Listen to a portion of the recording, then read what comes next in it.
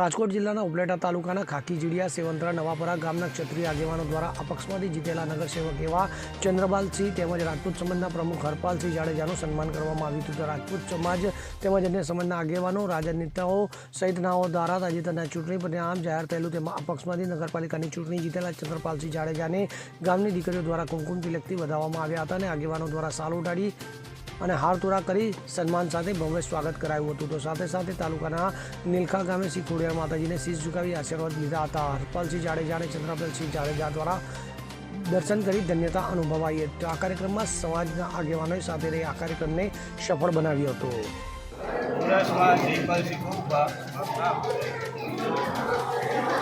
ખાકીજાડિયા ગામ તેમજ ઉપલેટા રાજપૂત સમાજ અને ખાકીજાડિયા રાજપૂત સમાજ તેમજ અમારા ગામના સરપંચ શ્રી ભાવેશભાઈ સુવાર તથા ભરતભાઈ સુવાર તાલુકા પંચાયતના સદસ્ય છે.